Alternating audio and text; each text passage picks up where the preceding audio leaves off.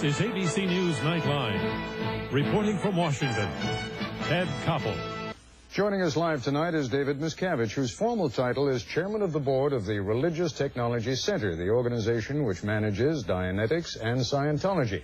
Mr. Miscavige took over as the head of Scientology in 1987, following the death of the church's founder, L. Ron Hubbard. You've been sitting here very patiently for the first 15 minutes. It's your turn. We're going to take a short segment here to talk, and then we'll take a break, and then we've got the rest of the program to talk. Where would you like to pick up on what many in our audience, I suspect, have seen for the first time about the Church of Scientology? Yeah, well, I think, I guess the first thing I would like to take up is the fact of the intro piece.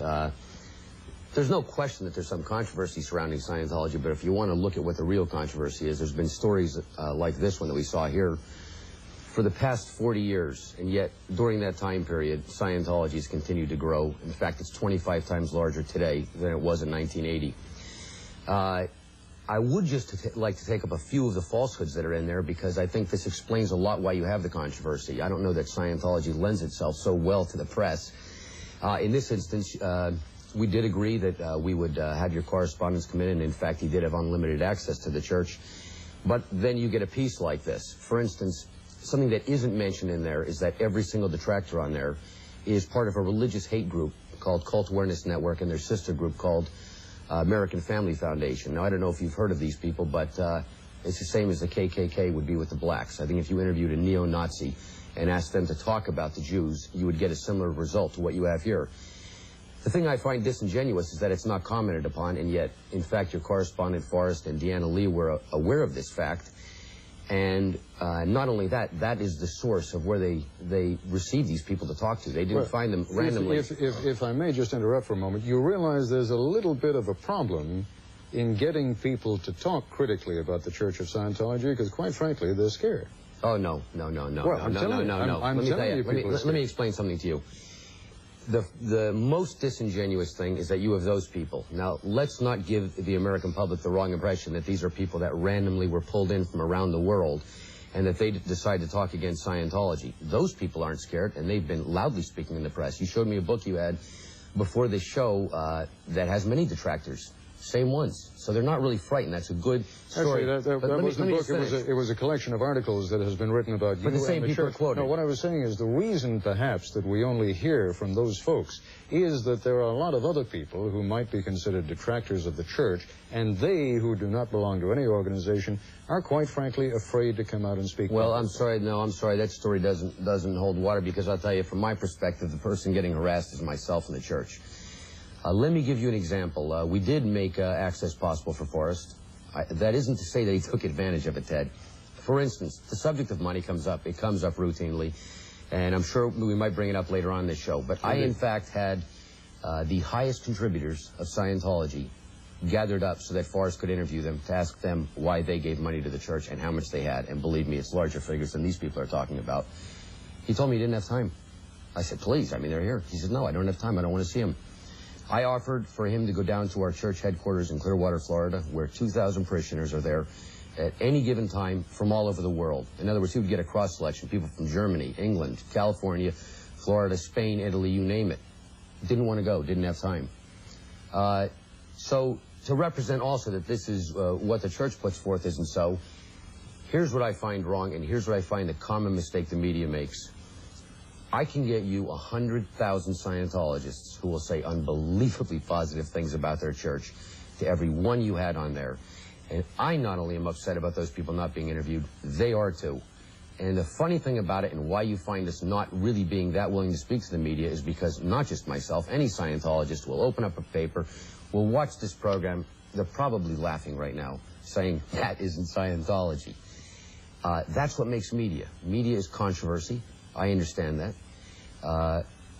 And if you really looked at the big picture of what's happening in Scientology, it isn't really controversial, certainly to a Scientologist. We are going to have to take a break. Very good. I hope you understand that there's a little bit of a paradox in your saying, you know, we're not going to get a chance to listen to what Scientology is really about. We have with us, after all, since you were... Oh, absolutely. I'm just trying to correct this. I understand, and we're going to be spending the rest of this hour in which I'll have a chance to talk to you, and you can clear up some of the misconceptions we have. Absolutely. Okay? Okay. We'll continue our discussion in a moment.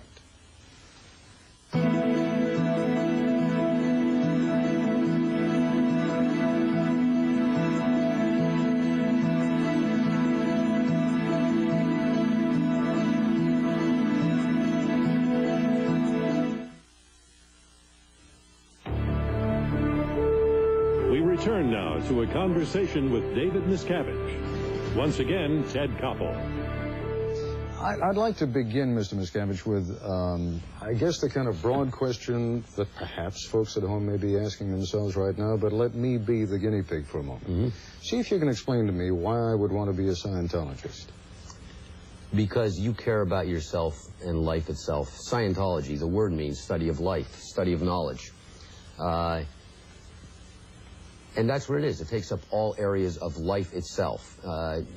Things that are integral and maxims that are related to life and very existence.